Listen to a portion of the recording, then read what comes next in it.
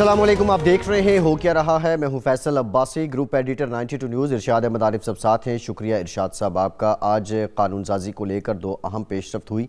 Senate में जो ओगरा तरमीमी bill है वो इत्तेफाक राय से मंजूर हुआ है, लेकिन अपोजिशन ने यहाँ से वॉकआउट किया है और इस वजह से बिल की मुखालिफत में कोई एक वोट भी नहीं आया। दूसरी जानिब कौमी असम्बली की कायमा कमेटी बराए कानून व इंसाफ ने नैब तरमीमी कानून जो बिल है उसकी मंजूरी दी है। यहाँ पर भी अपोजिशन ने वॉकआउट किया है और जो वजह बताई गई है, उन्होंने एतराज़ किया है। जो चेयरमैन हैं कायमा कमेटी के रियाज फतियाना साहब, उनको जानिबदार करार दिया है। इस पर मुफस्सल बात भी करेंगे आज के प्रोग्राम में। दूसरी जानिब तहरीक अदम एतमाद, इसको लेकर काफ़ी ज़्यादा पाकिस्तान में जो हलचल है, जो भौचाल है, बेयकीनी है। ये बेयकीनी दूर कैसे होगी, मुफस्सल बात आज इस पर भी करेंगे। इरफान सिद्दीकी साहब सेनेटर हैं, मुल्क के मुमताज़ दानिश्वर हैं, हमें ज्वाइन कर चुके हैं। बहुत शुक्रिया सिद्दीकी साहब आपके वक्त का। सिद्दीकी साहब आपकी तरफ भी आएंगे।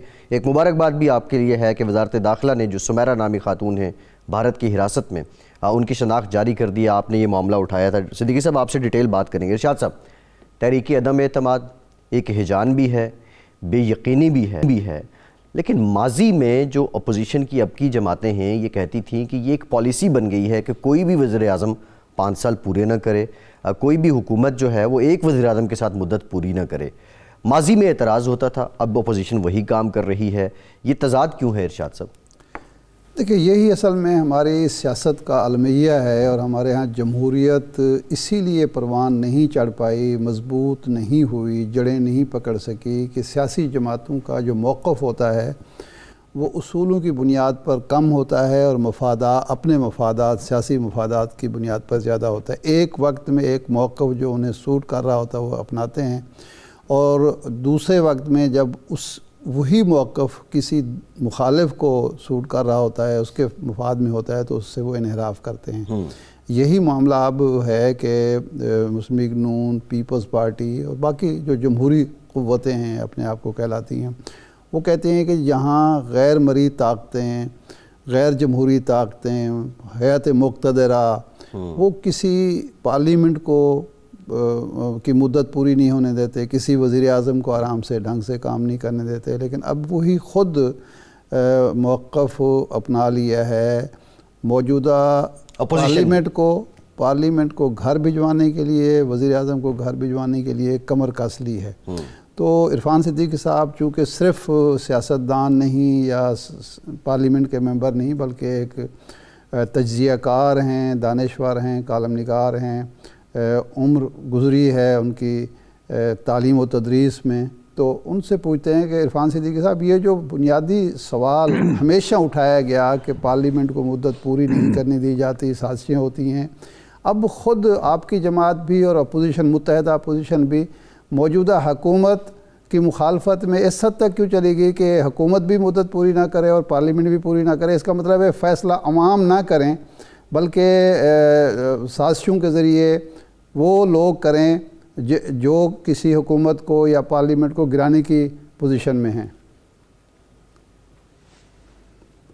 जी, बहुत शुक्रिया इरशाद आरिफ साहब, और नवाजिश के आपने मुझे बुलाया। मामला मेरा ख्याल है कि इतना सीधा और इतना साफ नहीं है। इसमें अगर तारीख़ को हम देखें तो इसमें बड़े नशेब व फराज आते हैं और बड़ी पेचीदगियां हैं, बड़ी धुंध है छाई हुई हालात व वाक़यात के ऊपर। कुछ मामलात पे हम बात कर सकते हैं, कुछ की तरफ इशारे कर सकते हैं, और कुछ ऐसे ममनुआ इलाक़े भी हैं जिनकी तरफ ना इशारा कर सकते हैं, ना पलट के देख सकते हैं, ना बात कर सकते हैं। मैं बुनियादी तौर पे तो आपकी बात से इत्तफ़ाक़ करता हूँ कि पार्लियामेंट को भी मुद्दत पूरी करनी चाहिए, वज़ीर आज़म को भी मुद्दत पूरी करनी चाहिए, और उनको अपने एजेंडे के मुताबिक, अपने मंशूर के मुताबिक काम करने की भरपूर आज़ादी होनी चाहिए। लेकिन चाहिए का लफ्ज़ जहाँ हम इस्तेमाल करते हैं वहाँ फिर बहुत से इफ्स आते हैं, बहुत से बट्स आते हैं, और हमें फिर ये भी देखना पड़ता है कि ख़ुद इस वक्त जो अपोजिशन में बैठे हुए हैं उन पे क्या गुज़रती रही। ठीक है, उन्होंने एक मौक़िफ़ ज़रूर अपनाया, लेकिन मौक़िफ़ की बुनियादी रूह जहाँ तक मैं समझा हूँ, ये मौक़िफ़ जो पिछले 3-4 सालों से उभर के सामने आया है वो ये है कि अवाम की राय को अहमियत नहीं दी जाती, अवाम के वोट को अहमियत नहीं जाती। वोट को इज्जत दो का जो नारा मुस्लिम लीग नून ने दिया या नवाज शरीफ साहब ने दिया, उसका बुनियादी मकसद यही था कि अवाम की राय को अहमियत हो और फौकियत हो। अब बदकिस्मती के ये या खुशकिस्मती के ये किसी की आलम ये है कि मौजूदा जो हुकूमत है इसकी तख्लीक के हवाले से सवालात मौजूद हैं और उन सवालात का कोई वाज़े जवाब नहीं मिलता और ये सारी बातें दब जाती हैं। तख्लीक के बारे में सवालात भी दब जाते हैं, उंगलियां भी नहीं उठती, लोग खामोश हो जाते हैं या लोग मुंह दूसरी तरफ फेर लेते हैं। अगर आपकी कारकर्दगी बहुत अच्छी होती है, आप अवाम के मसाइल हल करते हैं, उनकी तालीम का मसला हल हो गया, उनकी सेहत का मसला हल हो गया, महंगाई पे आपने काबू पा लिया, आए दिन पेट्रोल की कीमतें नहीं बढ़ रही हैं, बेरोजगारी पे आपने काबू पा लिया, आपने घर भी बना दिए, आपने शेल्टर्स भी बना दिए, आपने डॉलर की कीमत पे भी काबू पा लिया, आपने जीडीपी को भी बढ़ा लिया, आपने मईशत को मजबूत कर लिया, आपने खारजा पॉलिसी को बहुत मजबूत कर लिया। ये मेरी गुजारिश अगर थोड़ी देर के लिए सुन लें तो फिर ये सारी चीजें पीछे दब जाती हैं, फिर आपकी तख्लीक के ऊपर उठने वाले सवालात मादूम हो जाते हैं। अब मामला यहां मौजूदा हुकूमत का ये है कि उसकी तख्लीक के सवालात हर रोज इसलिए उठते हैं कि उसकी नाकारकर्दगी जो है या उसकी गलत कारकर्दगी या उसकी ऐसे इनकलाबात उसके सामने आते हैं जिससे अवाम दंग रह जाते हैं। अब आप ही देखिए, आप मुझे कहते हैं, मैंने भी जमाना देखा, यकीनन आपने भी तारीख को देखा, 12 रुपए का जंप लग जाना रातों रात पेट्रोल को, और इस पे कितनी चीजों पे इसके असरात पड़ते हैं कभी आपने नहीं सुना होगा। बढ़ती है, 1 रुपया बढ़ गई जी, 1.5 रुपया बढ़ गई जी, इतने पैसे बढ़ गई जी। तो कहने का मतलब मेरा ये है कि इस वक्त अगर सवालात इनकी तख्लीक पे उठ रहे हैं और इनके वजूद पे उठ रहे हैं और ये सवाल भी उठ रहा है कि इनकी कंटिन्यूटी मुल्क के लिए, मुल्क की मईशत के लिए, मुल्क के मसाइल के लिए, अवाम के लिए मुआविन नहीं है, तो मेरा ख्याल है अपोजिशन को किरदार अदा करना चाहिए और सारी दुनिया में करती है। मेरा जो बुनियादी सवाल है, अदम एतमाद की तहरीक एक आइनी तरीक़ेकार है, इस पे एतराज़ मुझे भी नहीं हो सकता, किसी को भी नहीं हो सकता। जो इस वक्त फार्मूला सामने आ रहा है कि जी अगर इमरान ख़ान को शिकस्त हो जाती है अदम एतमाद की तहरीक के ज़रिए, तो उसके बाद नया वज़ीर आज़म पार्लियामेंट को तहलील करेगा, नए इंतखाबात कराए जाएंगे। जहाँ तक तख्लीक का ताल्लुक़ है, 2008 में मियाँ नवाज शरीफ साहब उस इलेक्शन में हिस्सा ही नहीं लेना चाहते थे क्योंकि वो समझते थे कि परवेज़ मुशर्रफ जो इलेक्शन कराएंगे वो धांधली ज़दा होगा। फिर ज़रदारी साहब ने उनको आमादा किया और 13 में इमरान ख़ान उस असम्बली को मानने के लिए तैयार नहीं थे। ख़ुद आसिफ ज़रदारी साहब ने कहा कि ये तो आरोज़ का इलेक्शन था। तो तख्लीक पर तो हमेशा सवाल उठते रहे। पार्लियामेंट को ख़त्म कर देना इस बुनियाद पर कि महंगाई हो गई है, तो महंगाई तो अब इंटरनेशनल फिनामिना भी है, लेकिन हुकूमत की अगर हम नालायकी नाअहली भी मान लें तो ये फ़ैसला अवाम को करने दें कि अगले इलेक्शन में वो इनको रिजेक्ट कर दें, बजाय इसके कि पार्लियामेंट को इसलिए तहलील कर दिया जाए कि उसमें मौलाना फजल रहमान नहीं है या कोई और नहीं बैठा हुआ। देखें इरशाद आरिफ साहब, पहले तो ये हाइपोथेसिस है, एक मफरूज़ा है जिसकी बुनियाद पे आप अपनी दलील दे रहे हैं और मुझसे भी चाहते हैं कि मैं अपनी दलील दूं। ये एक मफरूज़ा है कि अपोजिशन ये चाह रही है कि वो पार्लियामेंट को या कौमी असम्बली को तहलील कर दे। ये आपका मफरूज़ा है। मैंने कम अज़ कम पीडीएम के किसी लीडर से ये नहीं सुना, किसी जमात के मुंह से ये नहीं सुना कि वो पार्लियामेंट को तालील करना चाहते। वो नो कॉन्फिडेंस की बात करते हैं। नो कॉन्फिडेंस के बाद कई रास्ते होते हैं। नो कॉन्फिडेंस के बाद ये भी रास्ता है कि किसी एक पार्टी का वज़ीर आज़म बने और वो 1.5 साल का जो बाकी अरसा है पूरा करे।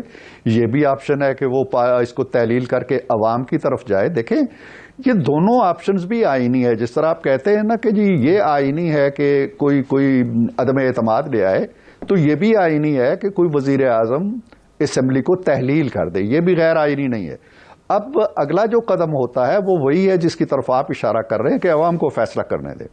अब एक मौक़िफ़ हुकूमत का है कि जी हम तरक्की दे रहे हैं, मुल्क को आगे लेके जा रहे हैं, मईशत को मजबूत कर दिया, अवाम के मसाइल हल हो गए। एक मौक़िफ़ अपोजिशन का है। तो फैसला किसने करना है? فیصلہ کرنے کا اختیار پھر عوام کو ہے. تو اگر اسمبلی تحلیل ہو کے فیصلہ عوام کے پاس چلا جاتا ہے تو اس پہ کسی کو اعتراض نہیں ہونا چاہیے. یہ بھی ایک جمہوری مشق ہے. ساری دنیا کے اندر مڈ ٹرم الیکشنز ہوتے رہتے ہیں, کوئی نہیں اعتراض کرتا جی یہ کیوں ہو رہا ہے. ہمارے ہاں جو سینسٹیوٹیز ہیں وہ صرف یہ ہیں کہ الیکشن غیر جانبدارانہ ہونے چاہیے, ان میں دخل اندازی نہیں ہونی چاہیے, عوام کی حقیقی رائے کو سامنے آنے دینا چاہیے, بس یہ کنسرن ہے.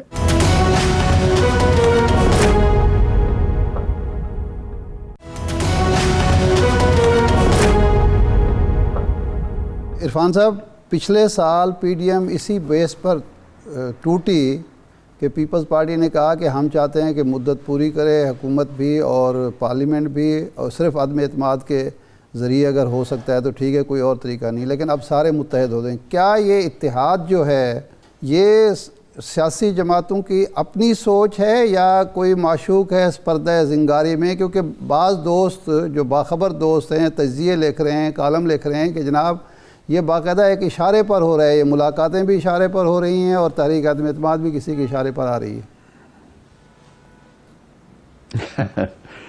دیکھیے, کسی کی سوچ پہ بھی کوئی پابندی نہیں ہے, کسی کے اظہار خیال پہ بھی کوئی پابندی نہیں ہے. کوئی اگر اس طرح کی بات لکھنا چاہتا ہے تو وہ بھی لکھ سکتا ہے. پابندی صرف ان تحریروں پہ ہے جو کھٹکتی ہیں. اس طرح کی تحریروں پہ کوئی پابندی نہیں ہے, اس طرح کا خیال رکھنے پہ بھی کوئی پابندی نہیں ہے. لیکن حقیقت یہ ہے کہ کنوینئنس جو ہوتی ہے, سہولت کاری کی سیاست جو ہوتی ہے, وہ ہر ملک کے اندر ہوتی ہے. پاکستان کے اندر تو ہو رہی ہے پچھلے 8 دہائیوں سے آپ کہہ لیں. آپ اس وقت جو حکومت بنی ہوئی ہے وہ بھی سہولت کاری کی حکومت ہے. وہ جو پیوند لگے ہوئے ہیں, آپ جانتے ہیں کہ ایک پیوند دوسرے پیوند کے بارے میں کیا کہتا تھا اور دوسرا پیوند تیسرے پیوند کے بارے میں کیا کہتا تھا. یہی بات اب اپوزیشن پہ بھی صادق آتی ہے. لیکن جس طرح وہ آپس میں مل بیٹھ کے حکومت چلا رہے ہیں, وزارتیں بانٹی ہوئی ہیں, معاملات کو دیکھ رہے ہیں, اسی طرح ان کو بھی یہ استحقاق حاصل ہے کہ وہ مل بیٹھ کے فیصلہ کریں. اور باقی رہا یہ معاملہ کہ کون سی جماعت کی رائے کب حاوی ہو جاتی ہے اور کب وہ دوسرے کی بات مان لیتی ہے, یہ بھی سیاست میں گیو اینڈ ٹیک ہوتا رہتا ہے. ایک تجزیہ کار کے طور پر عرفان صاحب, آپ کا کیا خیال ہے تحریک عدم اعتماد کی کامیابی کے امکانات کتنے ہیں؟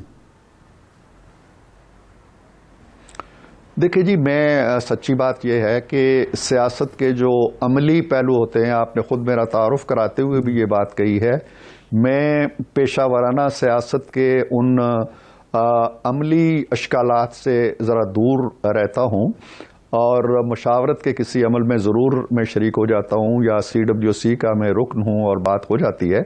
لیکن معاملات کے پس پردہ کیا ہے, محرکات کیا ہیں, نو کانفیڈنس موشن کے پیچھے کون سا یقین ہے, کون سا اعتماد ہے, میں ذاتی طور پہ اس پہ کوئی رائے زنی نہیں کرنا چاہتا. لیکن میں یہ ضرور جانتا ہوں, میں عوام میں رہتا ہوں, ایک 10 مرلے کے گھر میں اس وقت بھی بیٹھا ہوا آپ کو ریکارڈنگ کروا رہا ہوں. میرے گلی کی ایک کونے پہ ایک مارکیٹ ہے جس سے میں خود سودا لاتا ہوں, میرا عوام سے رابطہ رہتا ہے. میں عوام الناس کو دیکھ رہا ہوں کہ وہ بہت تنگ ہیں, بہت پریشان ہیں. دوائی لینے والا بھی جب آتا ہے تو کہتا ہے جی مجھے ڈبی نہیں چاہیے, مجھے ایک پتا نکال کے دیں, اور کوئی کہتا ہے جی مجھے پتا آدھا کاٹ کے دیں. لوگ روٹی آدھی کر کے کھا رہے ہیں. عوام عدم اعتماد کر چکے ہیں پریکٹیکلی. اب جتنے سروے آ رہے ہیں, جس بھی پیمانے سے آ رہے ہیں, جس بھی چیز کو آپ ماپ رہے ہیں, وہاں عوام کی رائے آپ کے سامنے آ رہی ہے. تو جب عوام عدم اعتماد کر دیتے ہیں تو میرا خیال ہے کہ اپوزیشن پہ لازم آتا ہے کہ وہ بھی عوامی عدم اعتماد کو کوئی شکل دیں اور کوئی عملی اقدام کریں. صدیقی صاحب, آپ نے سہولت کاری کی تاریخ سے متعلق بتایا. ابھی جو اپوزیشن یہ تحریک عدم اعتماد کو لا رہی ہے, سارا یہ شور ہے, اس میں آپ کو کیا لگتا ہے سہولت کاری ہے کہیں نہ کہیں سے تبھی یہ شور بپا ہے؟ دیکھیں نا, جو ہمارے ملک کی سیاست ہے, جہاں انہونیاں معمول بن جاتی ہیں, جہاں ایک خواب اگلے دن تعبیر کی شکل اختیار کر لیتا ہے, جہاں جو چیز وہم و گمان میں بھی نہیں ہوتی وہ بھی اگلے دن ہو جاتی ہے, تو وہاں ہر طرح کی قیاس آرائی ہو سکتی ہے, ہر طرح کی کج فہمی اور کج خیالی بھی ہو سکتی ہے. جن ملکوں میں جمہوریت چلتی رہتی ہے وہاں اس طرح کی باتیں نہیں ہوتی ہیں جس طرح ہمارے ہاں ہوتی ہیں. اس لیے کہ ہمارے ہاں انقلاب ایسے ہی آتے ہیں, شب خون ایسے ہی پڑتے ہیں. میرے علم میں ایسی کوئی بات نہیں ہے کہ کوئی سہولت کاری ہو رہی ہے. میں یہ سمجھتا ہوں میری رائے ہے اور سوچی سمجھی رائے ہے. میری اس رائے پہ سیاست کا غلبہ نہیں ہے. میری عمران خان سے ملاقات بھی رہی ہے, میرے اس گھر میں اسی کمرے میں بھی تشریف لائے تھے وہ. میری ان کے بارے میں ایک رائے اور ایک سوچ رہی ہے جو بہت اچھی نہیں ہے. اور اب ان کی حکومت نے, میں نے بھی کم و بیش پچھلے 6 دہائیوں کے اندر کی جو حکومتیں ہیں وہ کبھی ہوش مندی کے ساتھ اور کبھی بہت گہرے غور و فکر کے ساتھ, کبھی ان کا حصہ رہتے ہوئے, میں بڑے وثوق سے کہہ سکتا ہوں کہ اتنی پراگندہ کہہ لیں اور اتنی پریشان اور نائل اور اتنی ناکارہ اور عوام کے لحاظ سے, ملک کے لحاظ سے, قوم کے لحاظ سے, خارجہ پالیسی کے لحاظ سے اتنی نائل حکومت میں نے نہیں دیکھی. تو اس حکومت کے ہوتے ہوئے عدم اعتماد کا ہونا. عرفان صاحب, عدم اعتماد کی تحریک تو آ رہی ہے, لیکن ماضی میں بھی ہم نے دیکھا اور آج بھی سینٹ میں اپوزیشن کو شکست ہوئی, وہ جو نیب اوگرا ترمیمی بل تھا. تو ان حالات میں جب اپوزیشن خود تقسیم ہے اور بسا اوقات ہم لوگ سمجھتے ہیں کہ باقاعدہ سہولت فراہم کی جاتی ہے حکومت کو کہ آپ قانون سازی کر لیں, ہم باہر چلے جائیں گے, تو اس میں کوئی تحریک عدم اعتماد کامیاب ہو سکتی ہے؟ دیکھیں, میں نہیں کہہ سکتا کہ ہو سکتی ہے یا نہیں ہو سکتی. جیسا آپ نے کہا, میں آپ کی رائے کی تصدیق کر رہا ہوں کہ یہ ایک آئینی آپشن ہے. اپوزیشن اسے استعمال کرنے جا رہی ہے. اس کے 2 نتائج ہو سکتے ہیں کہ یہ کامیاب ہو جاتی ہے اور دوسرا یہ ہے کہ ناکام ہو جاتی ہے. اگر یہ کامیاب ہو جاتی ہے تو سیاست کا ایک نئے چیپٹر کھلے گا. اگر یہ ناکام ہو جاتی ہے تو خان صاحب کو کچھ عرصہ مزید حکمرانی کا موقع ملے گا, اور دیکھتے ہیں کہ جو اب نہیں کر سکے وہ پھر کر دکھائیں گے. تو اس آئینی جمہوری مشق کے اندر بہت گہرائی میں جا کے شکوک و شبہات میں پڑھنے کی اور اشارے تلاش کرنے کی ہمیں ضرورت نہیں ہے. یہ ایک مشق ہے, اسے ہونے دیں. جی ٹھیک, بہت شکریہ سینیٹر عرفان صدیقی صاحب, آپ ہمارے ساتھ موجود تھے. اپوزیشن جو واک آؤٹ کر جاتی ہے, یہ تاثر بہت زیادہ گہرا ہوتا جا رہا ہے کہ یہ حکومت کو سہولت کاری کرتے. ایک اور واک آؤٹ ہوا, ایک قائمہ کمیٹی میں اہم بل پیش ہوا قانون و انصاف کی. یہ واک آؤٹ کیا ہوا, وہاں ایکچوئل ہوا کیا, کس نے کیا کہا, بریک کے بعد آپ کو بتائیں گے. ہمارے ساتھ رہیے.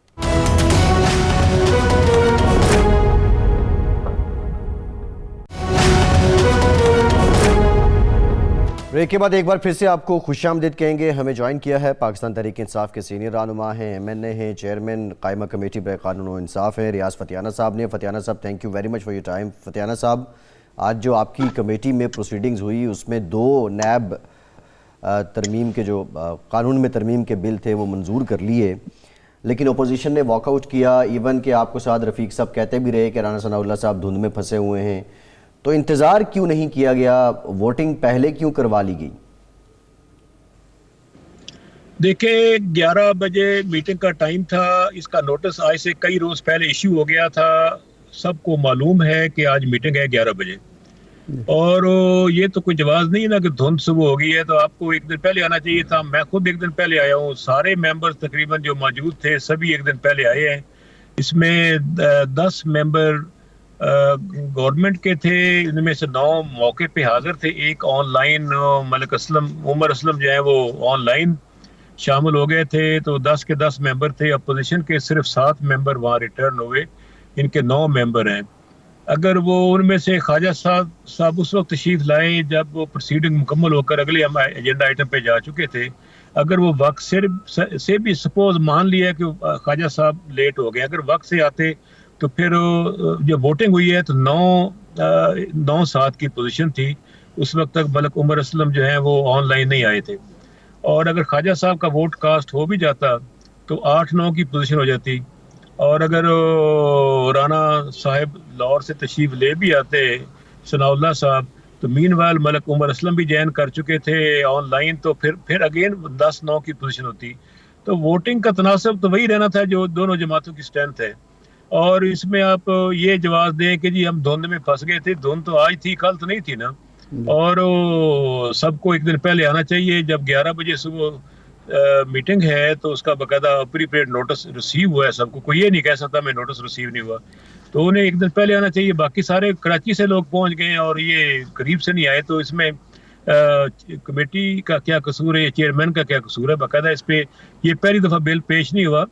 یہ دونوں بل جو ہیں اس میں 2nd امینڈمنٹ اور 3rd امینڈمنٹ نیب آرڈیننس میں, یہ پچھلے کئی ماہ سے ہمارے ایجنڈا پہ ہے. اس پہ کئی دفعہ ڈسکشن ہو چکی ہے, کئی دفعہ گفتگو ہو چکی ہے. میں نے ذاتی طور پر کوشش کی کہ حکومت اپوزیشن کے درمیان کوئی مفاہمت، کوئی آپس میں بات چیت کروا سکوں، لیکن میں نہیں کروا سکا کوشش کے باوجود. دونوں طرف اپنی اپنی انتہا پہ تھے لوگ. تو اب جب دونوں طرف سے نہیں ہوا تو ڈیموکریسی کا مطلب کیا ہے کہ اکثریت کی رائے. اب جب ووٹنگ ہوئی ہے اور اکثریت کی رائے نے 7-9 کی پوزیشن سے 9 ووٹ بل کے حق میں، دونوں بلز کے حق میں الگ الگ ووٹنگ ہوئی ہے، اور 7 اس کے مخالفت میں آئے ہیں. اور ان کا اختلافی نوٹ جو انہوں نے دیا وہ بھی ہم نے پارٹ آف پروسیڈنگ کر دی ہے.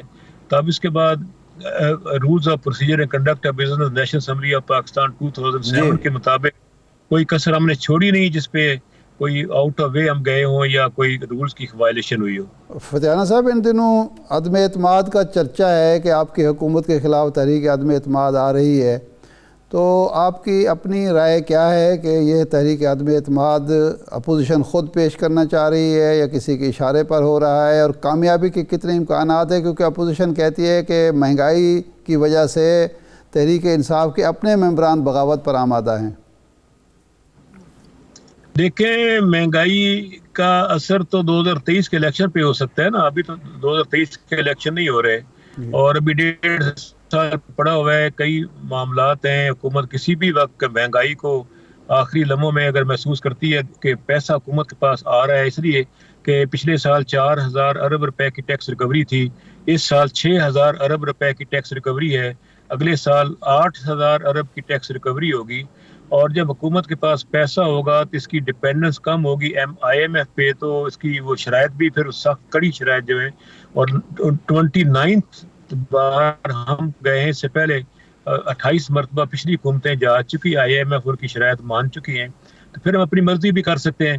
اور حکومت سپوز جو 4 سے بڑھا کے ڈبل ٹیکسیشن کر رہی ہے، 22 کروڑ میں سے تقریباً 20 لاکھ لوگ یا 22 لاکھ لوگ ٹیکس پے کرتے ہیں، 1% حکومت کے کریڈٹ میں جاتی ہے. اگر 2,000 ارب روپیہ ایکسٹرا حکومت کما کے عوام کو سبسڈی دے دیتی ہے تو یہی قیمتیں نیچے آ جائیں گی.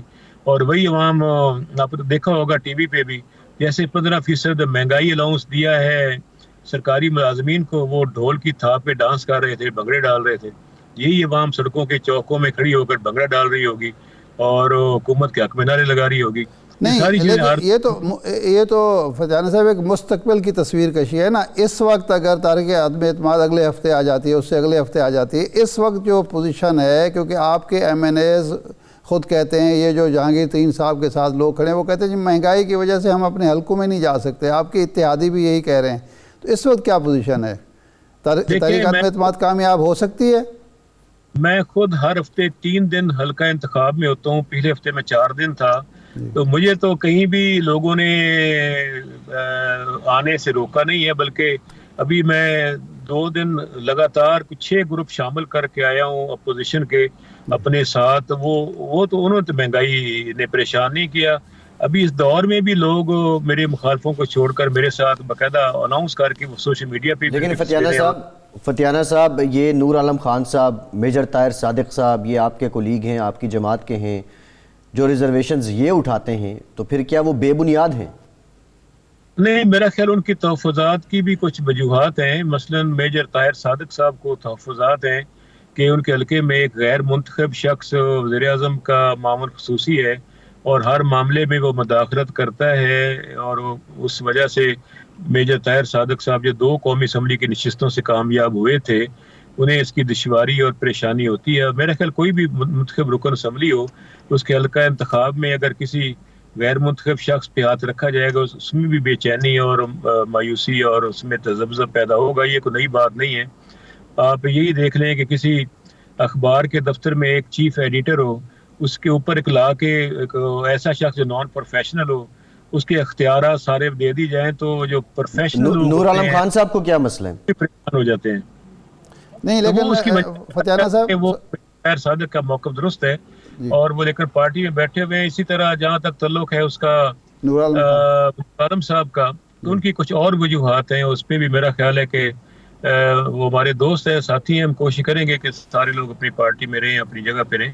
فتیانہ صاحب یہ پالیسی ویسے درست ہے خان صاحب کی کہ جی ایک منتخب نمائندہ جس نے آپ کا ساتھ دیا اس پر ایک غیر منتخب شخص مسلط کر دیا جائے اور اس کو فنڈز بھی زیادہ دے دیے جائیں، اختیارات بھی زیادہ دے دیے، یہ کئی اور جگہ پہ بھی ایسا ہو رہا ہے، تو یہ پالیسی درست ہے آپ سمجھتے ہیں؟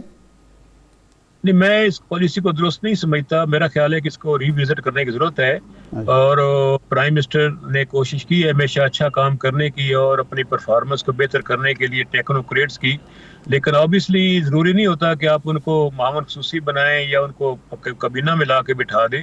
ان کو آپ کانٹریکٹ پہ جاب دے کر ان کی صلاحیتوں سے فائدہ اٹھا سکتے ہیں. میرا خیال طریقہ کار جو ہے شاید اتنا اچھا نہیں ہے جو ہونا چاہیے.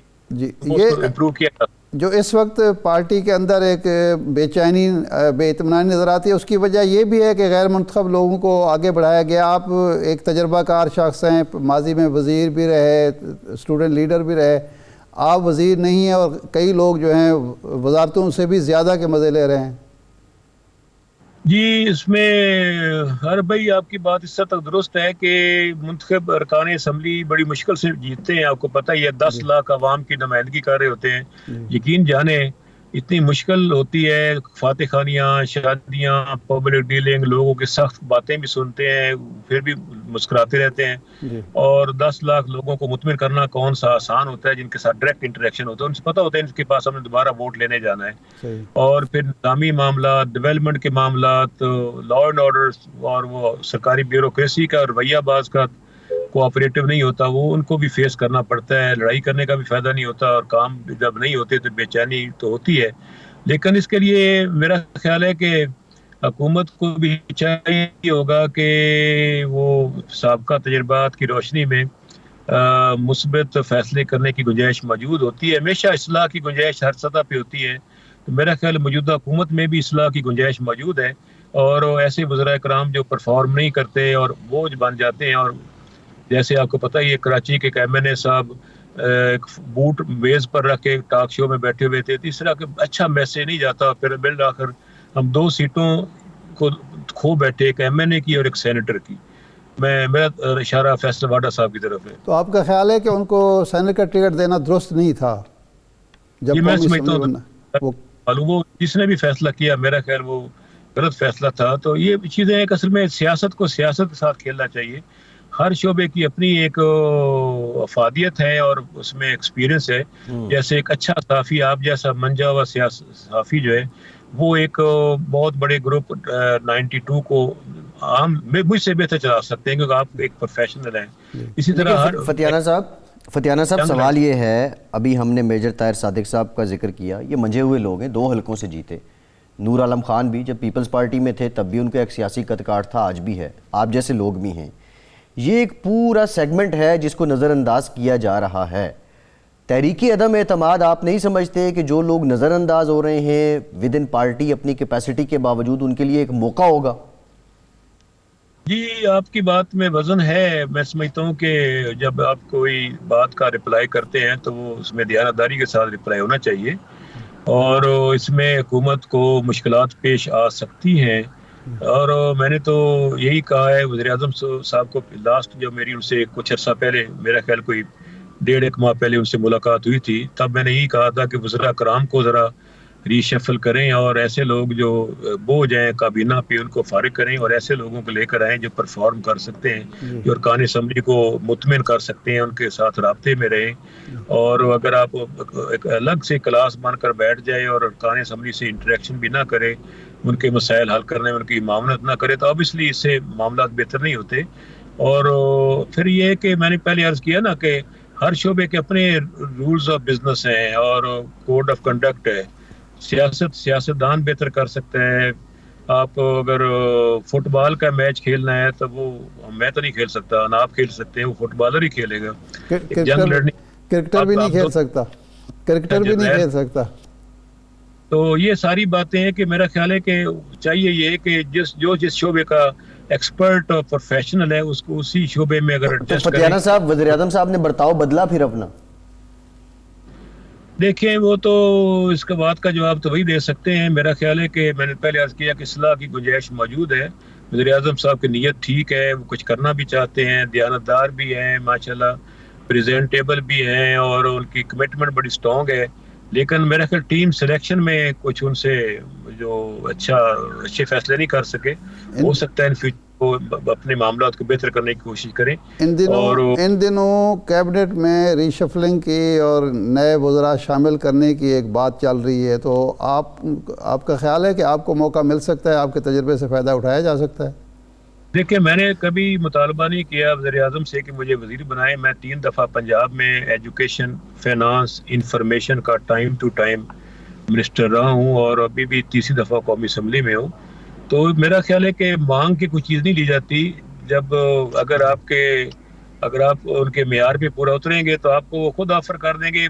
मैं कुछ चीज़ें मांगने का कायल नहीं हूँ, ना मैंने उनसे मांग की है, ना मुझे किसी ने आज तक कहा है कि हम आपको वज़ीर बना रहे हैं। इसलिए मैं अपने साबिक स्पीकर अयाज सादिक साहब और ख्वाजा साद रफ़ीक साहब को मियां नवाज शरीफ साहब ने टास्क सौंपा है कि पीटीआई के जो लोग हैं उनसे राब्ते किए जाएँ तहरीक आदम एतमाद के लिए। आपसे भी कोई राब्ता हुआ है? देखिए, मेरी इत्फाकन ये दोनों मेरे ज़ाती दोस्त हैं और इनसे तो गपशप आज से नहीं कई हफ्ते से है। मेरी ज़ाती दोस्तियाँ पाकिस्तान की सभी पार्टियों में हैं, वो MKM हो, जमात इस्लामी हो, पीपल्स पार्टी, PMLN, GDA, सभी में मेरे पर्सनल दोस्त हैं। और आज से नहीं, मैं कोई 6ठी दफ़ा असम्बली में हूँ और स्टूडेंट पॉलिटिक्स से हूँ, तो दोस्ती होना अपनी जगह पे है। लेकिन मेरा ख्याल है कि इत्फाकन हमारी आपस में मुलाकात नहीं हुई, काफ़ी अरसे से नहीं हुई, तो इसलिए जब मुलाकात ही नहीं हुई। साद रफ़ीक साहब तो MSF में आप इकट्ठे रहे, आप उनके बाद आप भी सदर बने, तो साद रफ़ीक साहब से भी आपका राब्ता नहीं है आजकल? जी, मैंने अर्ज किया ना, मैं प्रेसिडेंट रहा हूँ। ख्वाजा साहब रफ़ीक साहब मेरे दोस्त हैं, वो सेक्रेटरी जनरल थे मेरे साथ और हम स्टूडेंट पॉलिटिक्स में चले। मेरी इनसे सबसे अच्छा ताल्लुक वास्ता है और मेरा ख्याल है कि जब वो गिरफ्तार हुए तो उस पर भी मैंने तहफ़्फ़ुज़ात का इज़हार किया था एक टीवी चैनल पे। अच्छा। तो ये अपनी जगह पे है, लेकिन एज सच इस मामले में मेरी कोई फतियाना साहब ये बता दे, लास्ट क्वेश्चन, वो जो 20-22 बंदे नून लीग वाले कह रहे हैं हमसे राब्ते में, और एक तो इत्तला ये भी है कि 10-12 जो हैं वो कमिटमेंट भी दे चुके हैं अगले इलेक्शन में नून लीग के टिकट ले कि तहरीक अदम एतमाद में सपोर्ट करने के लिए। आप तो कहीं उन 20-22 लोगों में नहीं है? मैंने अर्ज किया इस तरह, तो फिर ये फवाद चौधरी साहब का दावा मैं कल सुन रहा था, वो कह रहे थे कि 20-22 लोग अपोजिशन के हमारे साथ राब्ते में हैं और वो PTI का टिकट मांग रहे हैं। तो ये तो पॉइंट स्कोरिंग होती है और गपशप होती है। कौन क्या जानता है कि अगले इलेक्शन में कौन सी पार्टी पॉपुलर होगी, कौन सी नहीं होगी। इस बात का फैसला 1 साल के बाद 2023 जनवरी के बाद पता चलेगा कि कौन कितनी पॉपुलर पार्टी है। मेरा ख्याल है कि ये बात बहुत सारे फैक्टर होंगे अगले इलेक्शन में। इसमें यूथ का सेगमेंट बड़ा इंपॉर्टेंट है। पाकिस्तान में 64% यूथ है, ओवरसीज पाकिस्तानी 90 लाख है, उनका सेगमेंट बड़ा इंपॉर्टेंट है। ये 2 फैक्टर ऐसे हैं जो मेरा ख्याल है अपोजिशन की निस्बत गवर्नमेंट इससे ज़्यादा सपोर्ट एंजॉय कर रही है। ये फतियाना साहब, आखिरी सवाल, ज़रा आखिरी के बाद आखिरी सवाल है ये बल्दियाती इंतखाबात 29 मई को पहला मरहला है, ग़ालिबन उसमें आपका शायद ज़िला भी शामिल है, तो ये फरमाएं कि बल्दियाती इंतखाबात में आपकी और PTI की परफॉर्मेंस क्या रहेगी? देखें, मेरे ज़िला टोबा टेक्सिक में कौमी असम्बली की 3 नशिस्तें हैं, 2 मुस्लिम लीग नून के पास हैं और एक मैं हूँ, तीसरा जो PTI में है। तो ऑब्वियसली जहाँ तक मेरे हल्का NA 113 तहसील कमालिया तहसील पीरमल का तल्लुक है, यहाँ तो मैं कह सकता हूँ बड़ी गारंटी के साथ कि वाज़ेह मेजॉरिटी मेरे हमायत याफ्ता और हमारे दोस्तों की होगी। जहाँ तक बाकी 2 तहसीलों का तल्लुक है उसका मैंने अभी तक जायज़ा लिया नहीं है, तो जिसका जायज़ा लेने के बाद इस पर कोई तबसरा कर सकता हूँ। ठीक है, बहुत शुक्रिया। रियाज फतियाना साहब, कायमा कमेटी बराए कानून और इंसाफ कौमी असम्बली में हमारे साथ मौजूद थे। बड़ी सच्ची बातें उन्होंने की। एक ब्रेक के बाद मजीद बात करते हैं।